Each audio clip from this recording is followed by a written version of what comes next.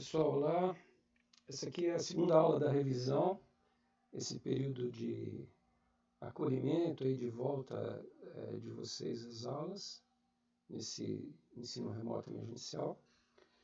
E eu vou pegar hoje, então, o conteúdo de uma aula que, praticamente segunda aula do curso, né?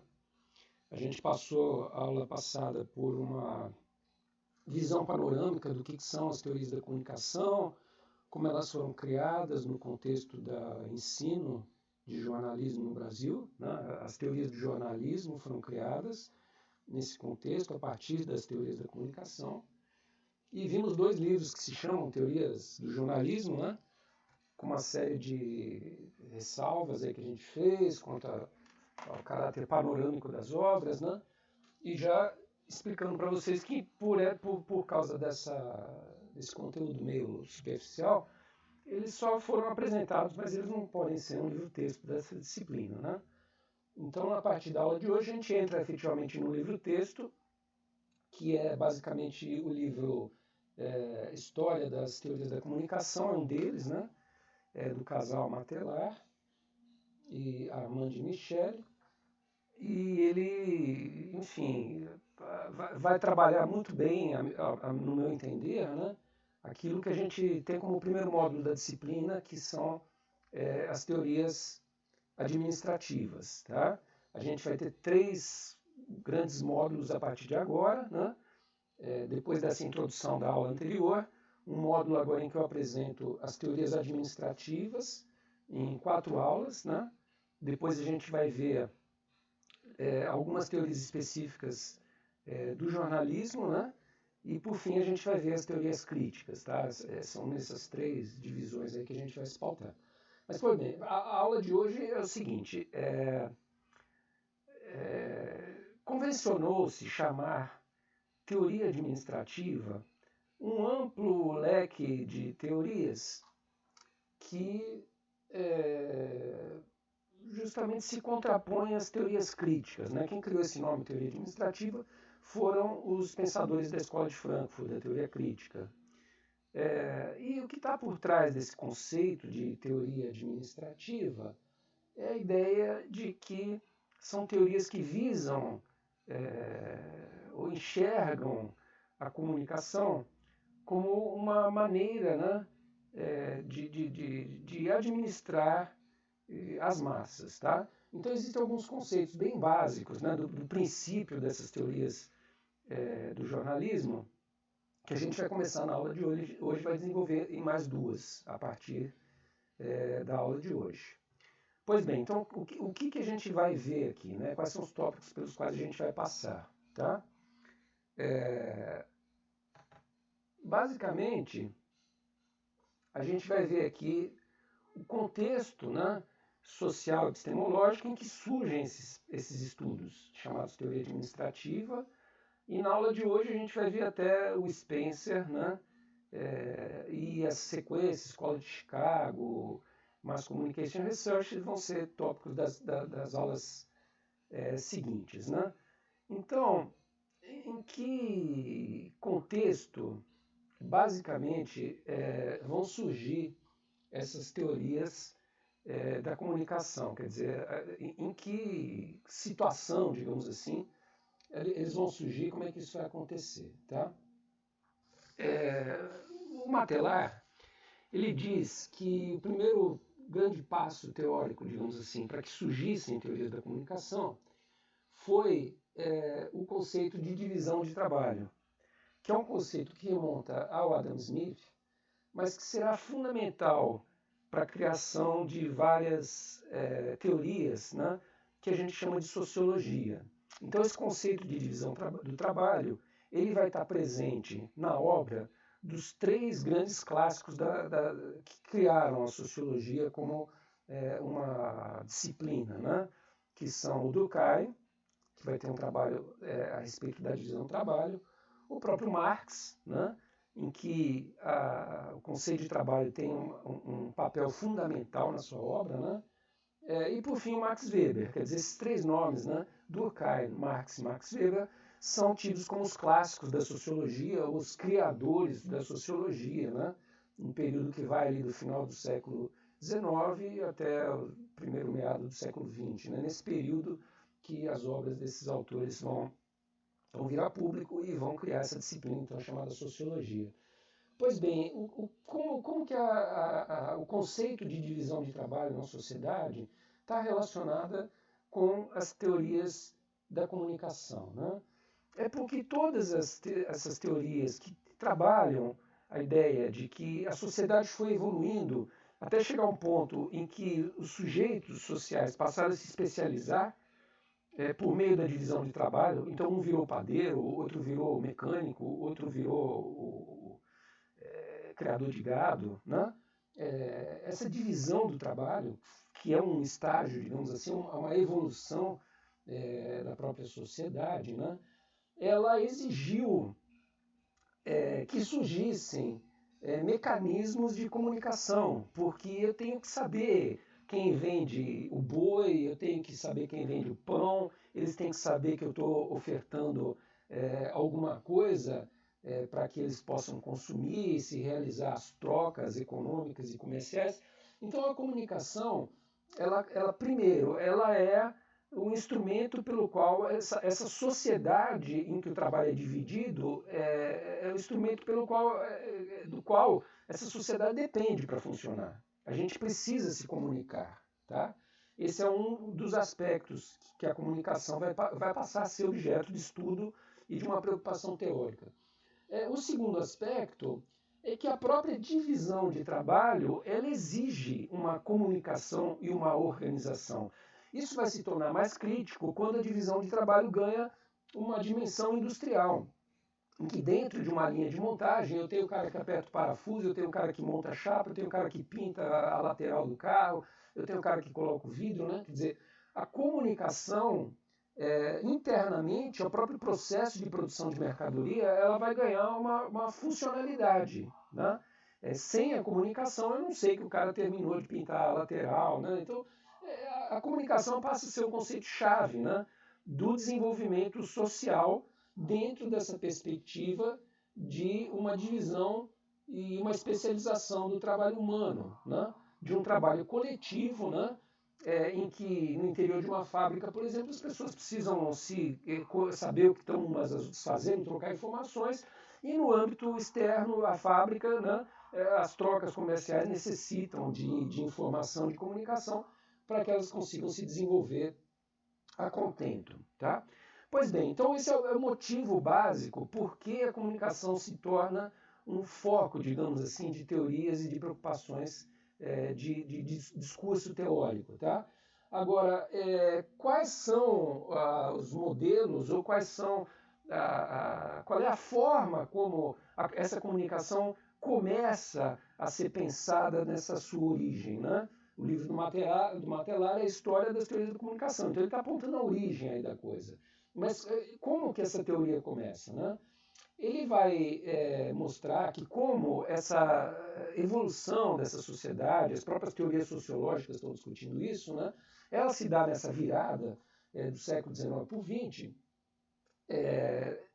As teorias da comunicação vão ser, então, influenciadas do ponto de vista metodológico pelas teorias científicas que na época estavam mais em voga, tá? E algumas das teorias científicas que estavam mais evoluindo e que estavam na moda, todo mundo discutia e tudo mais, eram teorias que cuidavam e estudavam o corpo humano, os organismos e o desenvolvimento biológico, tá?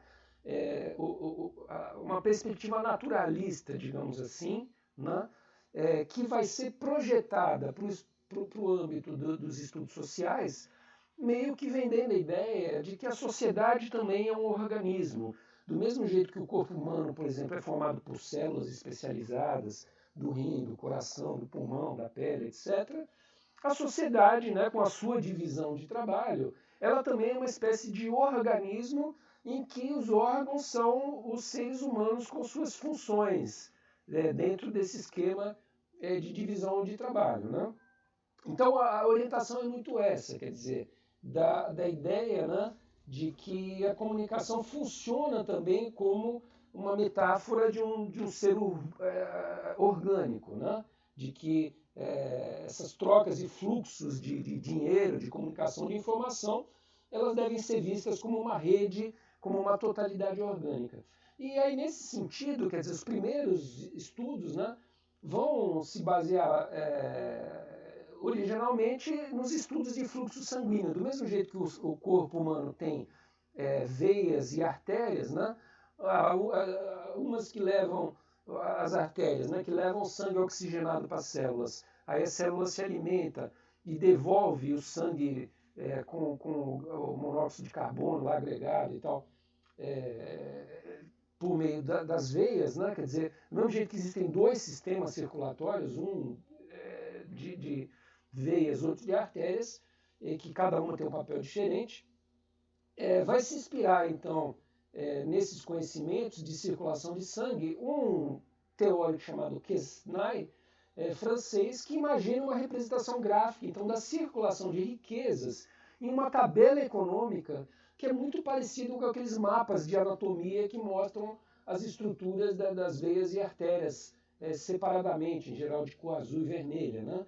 Então, uma figura geométrica em zigue-zague que ele bolou, na qual se entrecruzam e justapõem as linhas, né, que indica o comércio entre os homens e seus produtos, né, e indicando também, dentro dessa divisão, as classes sociais a que os homens pertencem, quer dizer, uma visão macro de como funciona a economia de fluxos, de como há essa circulação, essa comunicação de mercadorias, né? E de dinheiro e de informação. Quer dizer, começam a se criar tábuas, né? Onde tenta-se mapear, digamos assim, como é que esses fluxos funcionam, e a partir desses mapeamentos, né, isso está muito relacionado também com as engenharias, começam a se estudar as necessidades de vias de comunicação terrestre, de vias de comunicação de vários tipos, né? Quer dizer, comunicação no sentido de que o que eu produzo na minha propriedade rural tem que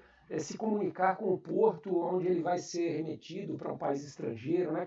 A comunicação tem esse sentido também físico, né? De ver meios de comunicação físico por meio dos quais as mercadorias trafegam e meios de comunicação imateriais, onde circulam informações e dinheiro, né? Quer dizer, são dois fluxos que, a exemplo do sistema de fluxo sanguíneo, conseguiriam mapear, então, essa sociedade em que o trabalho ele é especializado e que as mercadorias circulam dentro de um mercado, né? Dentro de uma situação comercial.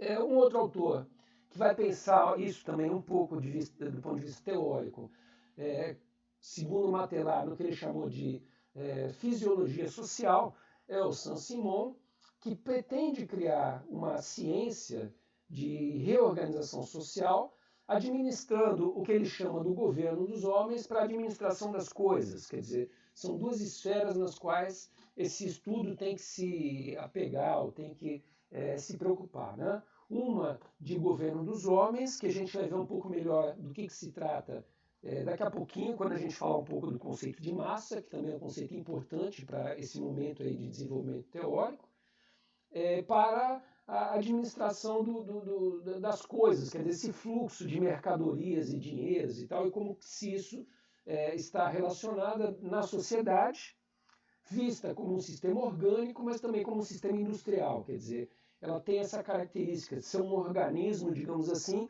em que seus órgãos são máquinas e são caminhões de transporte e são fluxos de dinheiro e mercadoria, né?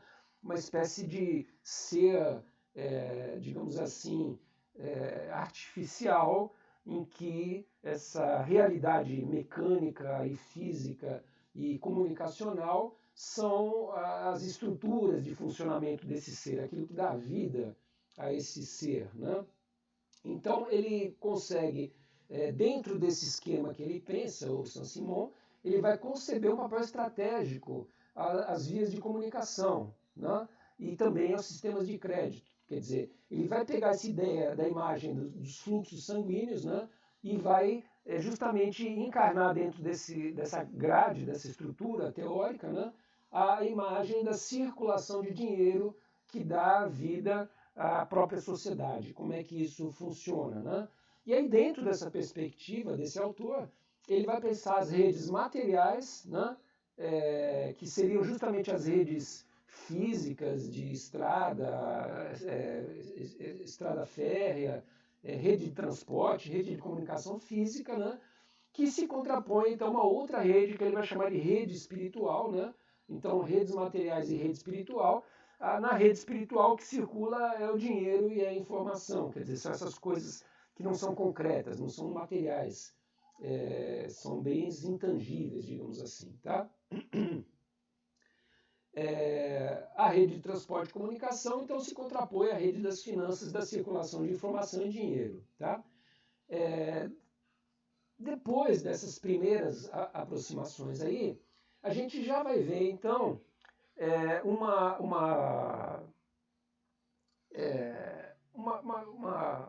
configuração mais bem articulada do ponto de vista de uma teoria da comunicação no Herbert Spencer, tá? Que para alguns teóricos, com o próprio Mauro Wolff, que é uma das obras que a gente usa aqui como bibliografia básica, né? O Mauro Wolff vai dizer que é com ele que começa a teoria da comunicação, tá? O Matelar não, ele deu essa deixa, digamos, introdutória para aqueles estudos anteriores lá do Saint-Simon, do Quesnay e dos estudos de comunicação do âmbito da engenharia e da biologia, tá? Mas no Spencer, o que vai acontecer, né? O Spencer ele vai meio que herdar esses pensamentos anteriores, né?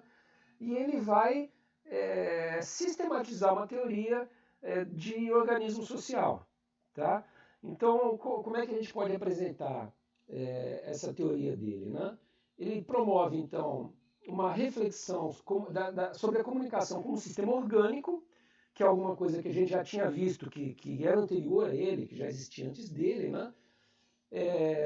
Mas ele vai propor a ideia de que não só existe essa divisão fisiológica do trabalho, mas também esse organismo que se constitui como um organismo social por meio das suas trocas econômicas e de mercadorias, né, num sistema em que predomina a divisão do trabalho, ele vai ser uma espécie de organismo em progresso. Isso vai ser uma ideia importante que o Spencer vai agregar às teorias de comunicação, a ideia de que esse organismo está em progressão, porque ele também junta a essas inspirações anteriores, ele junta a elas uma influência, né, que exercida sobre ele, que é a influência do positivismo, né, do Comte, que é um autor que vai pensar a sociedade também como algo que está num processo evolutivo, né?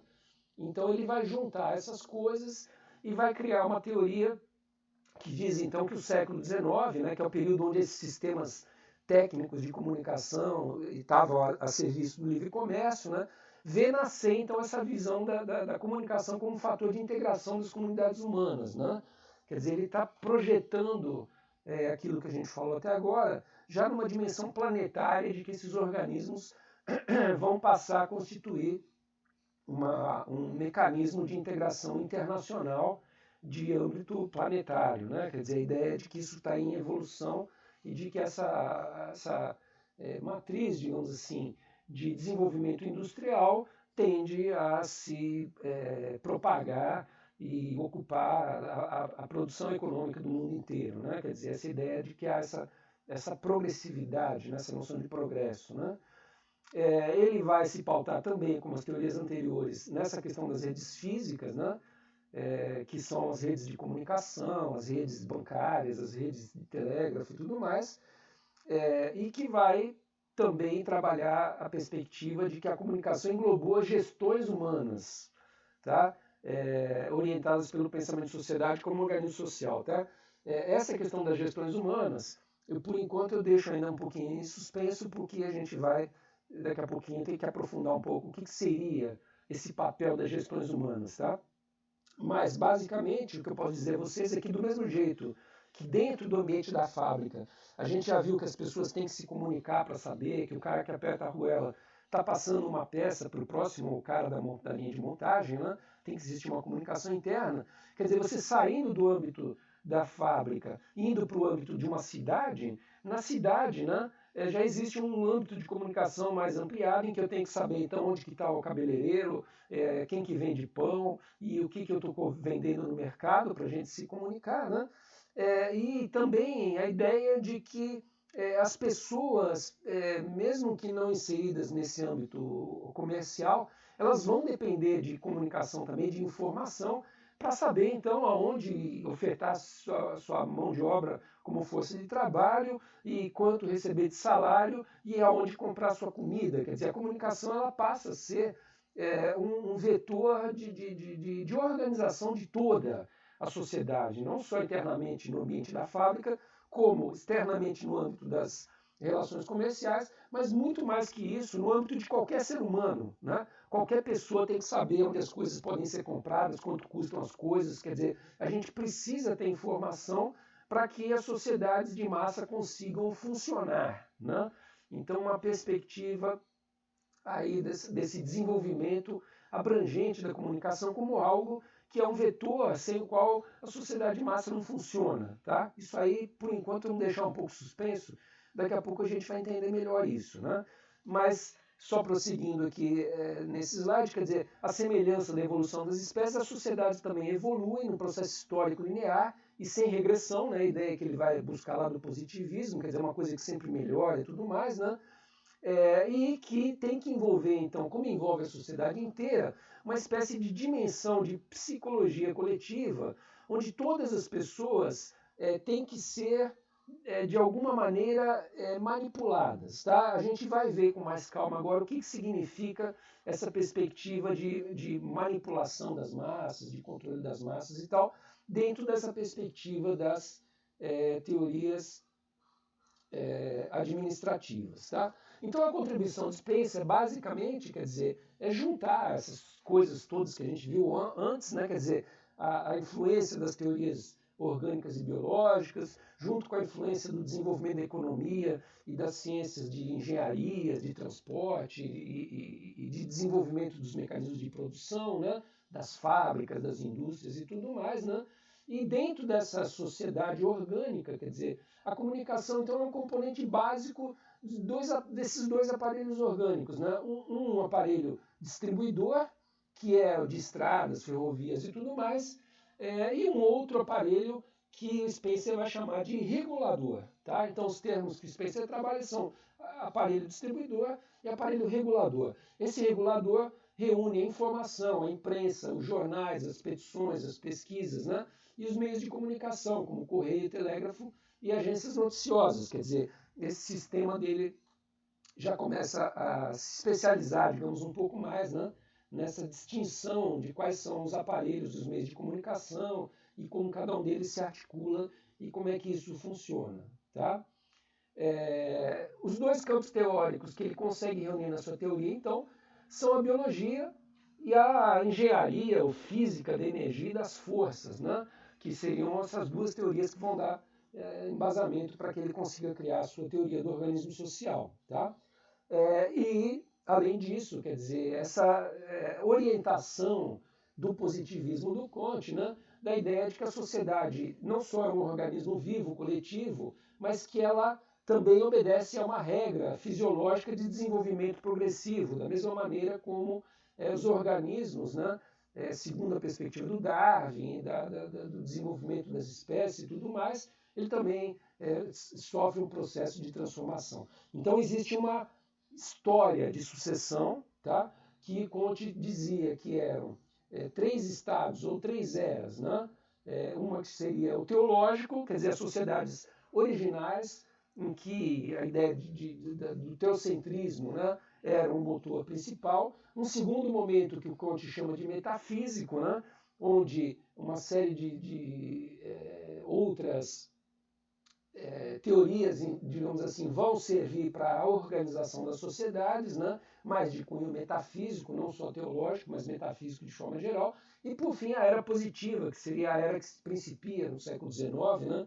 E que seria o momento então em que a industrialização, as máquinas, a engenharia e tal, iam tomar conta e a gente ia começar a evoluir numa linha de modernidade, sempre no sentido da melhora das condições humanas e da melhora do acesso aos bens, alimentos e tudo mais, tá?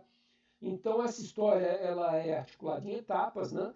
E segundo o Comte, o positivismo, quer dizer, essas etapas são necessárias, não tem retorno, não tem regressão, né? Quer dizer, é uma coisa que sempre evolui, comandada pela a ideia, então, de progresso linear, tá bem? Pois bem, dentro dessa perspectiva, a gente vai ter que desviar um pouco agora e apresentar para vocês rapidamente o que está em jogo naquela dimensão da obra do Spencer, que eu falei para vocês que eu teria que explicar um pouco melhor. Quer dizer, de por que todas as pessoas de uma sociedade têm que se comunicar, e não só as pessoas, digamos assim, que estão ligadas por intermédio de um processo produtivo ou por intermédio de um processo de trocas comerciais, tá? E aí, então, a gente tem que falar desse conceito de massas, que é um conceito que ele orienta essa perspectiva do trabalho do Spencer, mas ele não é só restrito ao trabalho do Spencer, quer dizer, ele é um conceito muito mais amplo, que no fundo vai meio que orientar toda a teoria administrativa.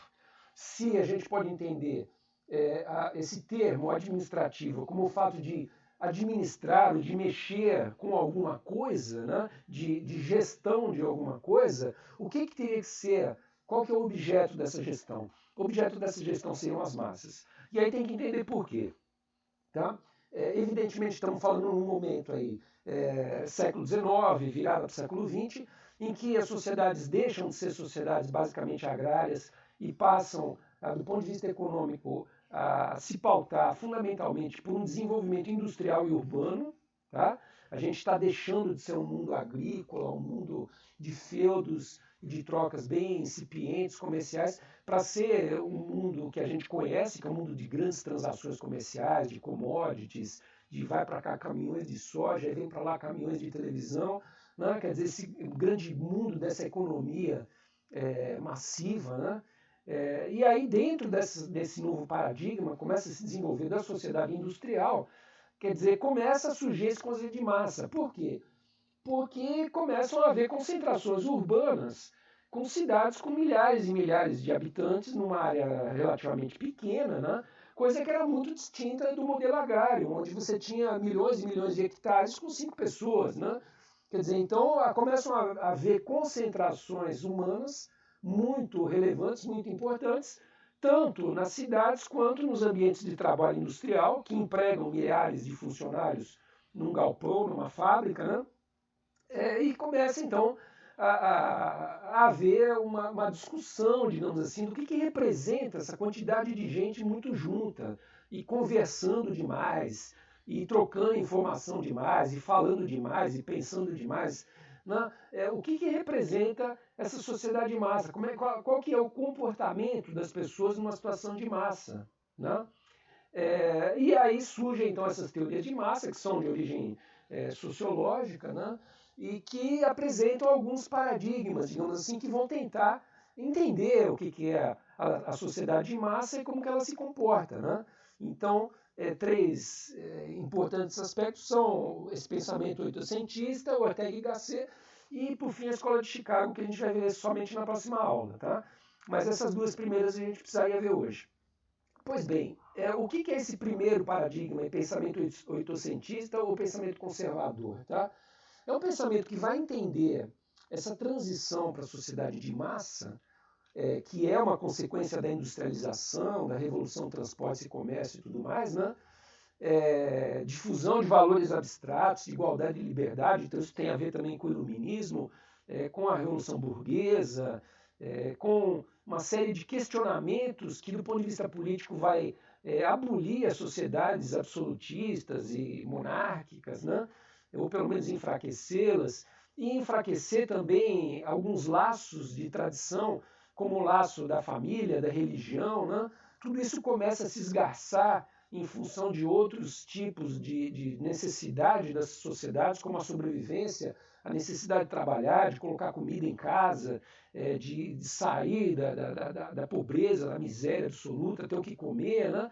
Então são novas preocupações que não existiam, né, no momento anterior, com tudo que tem de bom essa transição, quer dizer, acaba a escravidão, as relações de trabalho começam a ser regidas por livre arbítrio das partes envolvidas e tudo mais, mas por outro lado também surgem fenômenos como a miséria absoluta de bairros industriais inteiros, né, as crises econômicas, quando algum setor industrial passa por dificuldades, enfim, o trabalho infantil por 12, 14 horas por dia, trabalho de mulheres grávidas 12, 14 horas por dia, como a própria obra do Marx, né, revela muito bem que existia na Inglaterra. Não, era um fenômeno histórico, né, dessa industrialização. Ela foi uma industrialização que veio acompanhada de uma transição que teve aspectos bons, mas teve aspectos terríveis também. Né?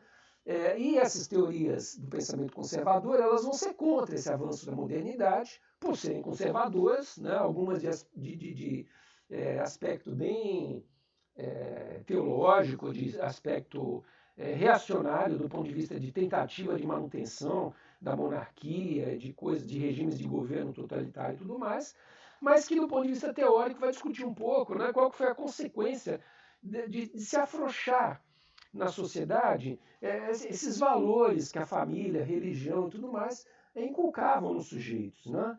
Os sujeitos, por pior que fossem, ou mais coisas ruins que fizessem e tudo mais, tinha um momento em que eles tinham esses laços, família, Deus e tudo mais, e não cometiam certas atrocidades, criminalidade e tudo mais, que na sociedade de massa, até por força do anonimato das pessoas nas grandes cidades, nos grandes centros, né, vai começar a ser mais comum, vai começar a crescer criminalidade, vai começar, né, certos fenômenos das massas vão começar a aflorar e vai existir um pensamento. Então, vai dizer que isso é muito ruim. Tá? O Ortega y Gasset é um autor que vai aprofundar um pouco mais essa discussão inicial de que as massas merecem uma preocupação, merecem digamos assim, um estudo mais aprofundado de como elas funcionam e qual que é a singularidade delas, né? E ele vai começar a estudar, então, fenômenos que eu gosto de trabalhar a metáfora, porque é muito exemplar, né? De que o comportamento de massas é muito parecido com uma torcida de futebol, quando acontecem aquelas barbaridades que de vez em quando a gente costuma ouvir falar que aconteceram em campo de futebol, né? Quer dizer, torcidas brigaram e a torcida que estava em cima lá da arquibancada arrancou uma privada do banheiro e jogou na cabeça dos caras da torcida de baixo. Quer dizer, são comportamentos animalescos, né? Que subvertem a responsabilidade e o comportamento do que seria um comportamento esperado de um sujeito ético, né? Quer dizer, aquele sujeito que vai pagar pelo que faz, quer dizer, não pega uma privada e joga na cabeça de alguém. Isso não é feito naturalmente por um sujeito no meio da rua, né? Mas quando o sujeito está no meio das massas, está no meio de uma torcida, aquilo meio que dilui a individualidade dele, dilui a singularidade dele, e ele passa a se sentir parte de um organismo maior, de uma coisa muito maior, que é uma coisa explosiva, que de vez em quando perde realmente o limite, e porque um cara está com uma camisa de um time que é de uma cor diferente da sua, ele acha que ele pode matar aquela pessoa, que ele pode fazer o que ele bem entender com ela, pode xingar, pode ofender, pode, né? Esse comportamento explosivo das massas, que é uma coisa que vai estar relacionada com o surgimento das massas. Quer dizer, esse comportamento começa a existir. Ele não existia anteriormente. Né? É como que, assim, digamos que esse comportamento absurdamente desregrado, né? ele sobrevivesse em alguns momentos na guerra, por exemplo, né? Quando um povo invadia o país do inimigo. Então, de vez em quando isso podia até acontecer, mas não era uma coisa que um sujeito isolado, né, tomasse certas atitudes que a partir do fenômeno das massas as pessoas começam a tomar. Começam a fazer manifestação de rua e quebrar vitrine de banco, quebrar um monte de coisa e tal. Quer dizer, esse comportamento explosivo, né? Que é característico das massas. A massa, então, segundo Ortega y Gasset, é a antítese do homem culto, quer dizer, é uma coisa que não pensa, ela é uma espécie de ciclope, assim, de monstro gigantesco que age totalmente sem controle, né? As massas, elas procuram seu bem-estar, quer dizer, elas querem, né, que o time delas ganhe, elas querem ganhar melhor, ter melhores salários, mas elas não se preocupam com as causas para isso, né? Então as massas, elas conseguem fazer um movimento para derrubar o presidente da República, contra a qual não existe nenhuma prova substancial, e fazem um movimento de impeachment, vão para a rua, pedem a cabeça e tal, não sei o que lá, e depois troca o presidente e entra um pior ainda e ninguém faz nada. Quer dizer, as massas têm esse comportamento meio irracional, né? Elas não param para pensar. Né? No fundo é isso, se ela está com raiva, ela vai e quebra. Né? Então esses momentos eles podem ser perigosamente canalizados, né? E justamente manipulados, né? Por forças, né? que percebem esses picos de tensão das massas e que podem provocar as massas para realizarem aquilo que ele bem entender. Né? Então a massa em si, como junção de sujeitos, né, ela perde a individualidade, perde a singularidade e ela se torna a jurisdição dos incompetentes. As pessoas não conseguem refletir, né, quando elas estão numa situação de massa. Você está indo numa manifestação no meio de uma avenida, você não vai refletir muito. Se alguém pegar uma pedra e começar a estourar a vitrine de um banco, quer dizer, você talvez pegue uma também e jogue. Né? Quer dizer, é uma coisa meio que quase que inconsciente. Assim, você perde, né, toda a jurisdição de racionalidade, de juízo, de julgamento, né? Coisa que você não faz quando você está no meio da rua indo trabalhar, você não pega uma pedra e joga num banco, na vitrine de ninguém. Quer dizer, é o lugar onde perderam-se os laços, inclusive jurídicos e de respeito às normas sociais, né? Quer dizer, você está num lugar onde existe enfim, um não lugar, digamos assim, legal, jurídico, onde as pessoas fazem o que elas bem entendem. Né? O Zimmer é outro autor também que vai pensar, né, um pouquinho a respeito dessas massas, desse comportamento das massas, e vai dizer então que é uma formação que não se baseia na personalidade dos seus membros, mas apenas nas partes que compõem um membro em comum com os outros, o que equivale às formas mais primitivas da evolução orgânica. Né?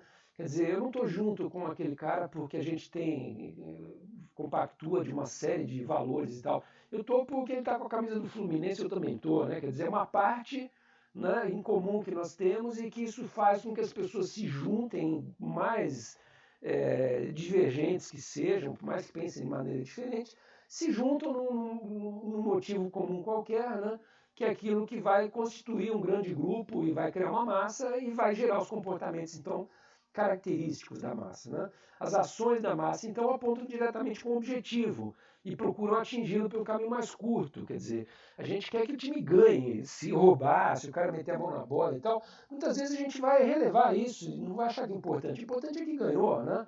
Então, esse tipo de perda de referencial de moralidade e tudo mais, que é característico das massas. Né? Quer dizer, quando a gente está numa situação de massa, meio que automaticamente a gente entra nesse automático. Né?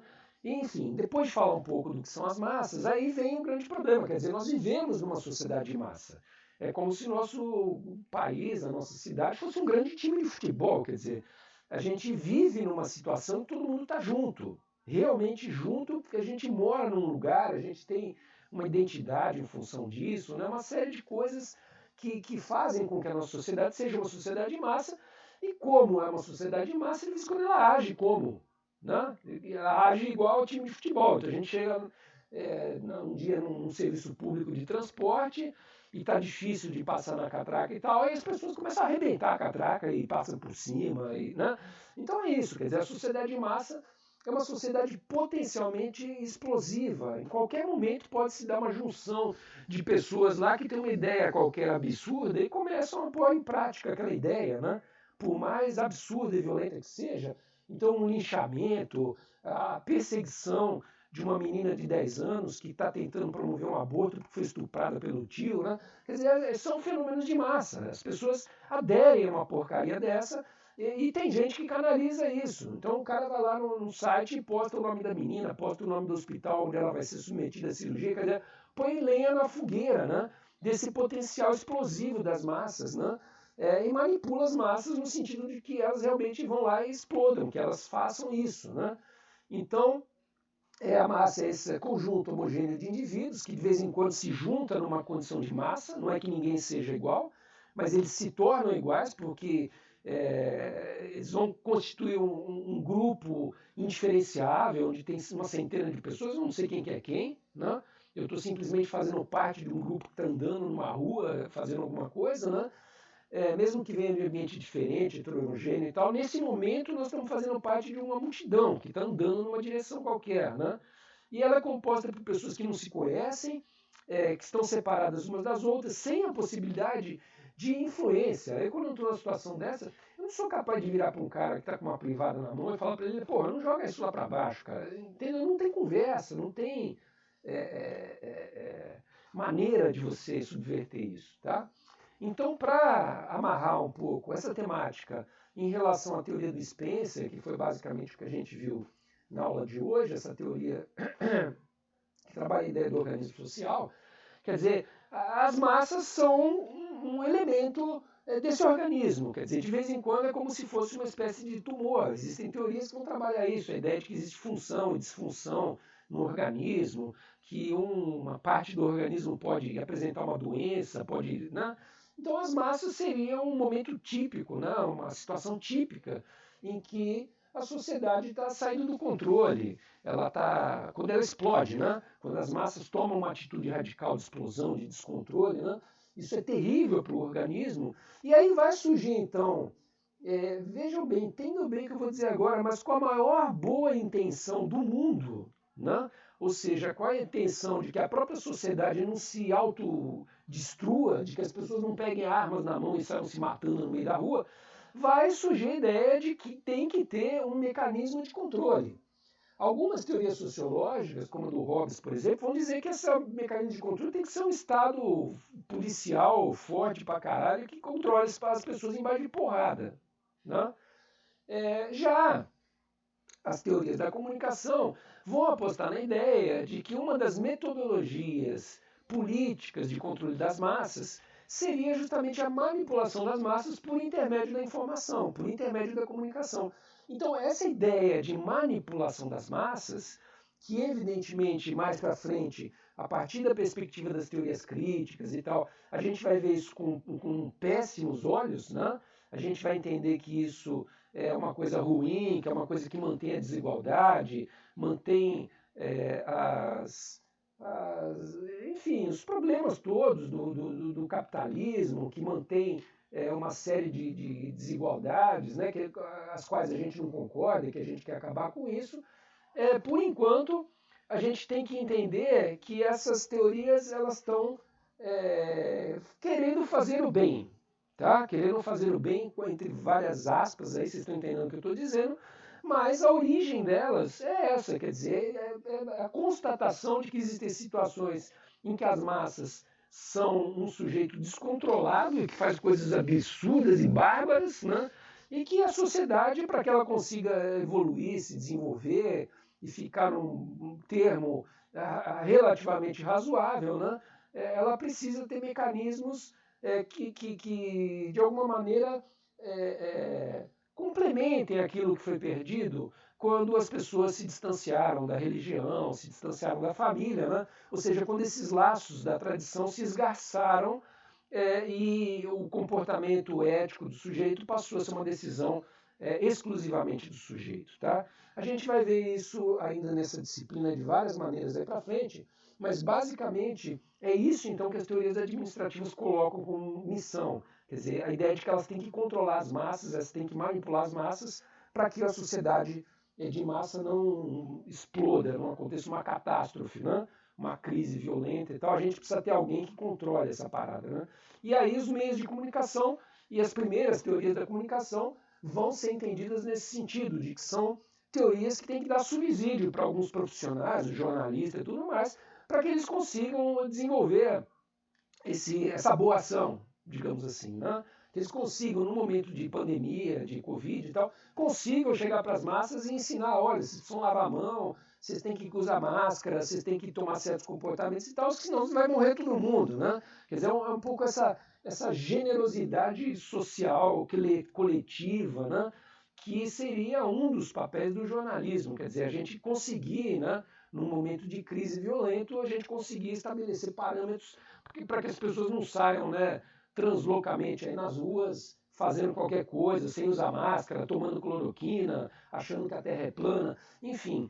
É esse o problema, né? Quer dizer, existe uma perspectiva das teorias administrativas que é uma perspectiva na qual elas fazem o bem, o jornalismo faz o bem. Eles buscam, né, equalizar essa sociedade complexa, né, que é um organismo social complexo, com várias classes sociais, várias situações, e todo mundo junto, perto, né, com uma sociedade em que a comunicação sirva para os sujeitos tomarem as decisões corretas e para que elas não se deixem levar pelos comportamentos de massa destrutivos, né, que eles então se tornem uma massa organizada, coisa que muita gente vai dizer que é uma espécie de ordem de rebanho, né? Mas, por outro lado, quer dizer, existe esse limiar a partir do qual, se as pessoas não se comportarem dentro dessa ordem, a sociedade vai virar um caos. Né? Todo mundo vai sair se matando e as coisas vão sair do controle. Quer dizer, é nesse tênue fio aí da meada em que a sociedade de massas se movimenta e vai ser o foco, então, das próximas teorias da comunicação que a gente vai ver a partir da aula que vem. Tá bom? Qualquer dúvida, me avise. Obrigado. Até a próxima.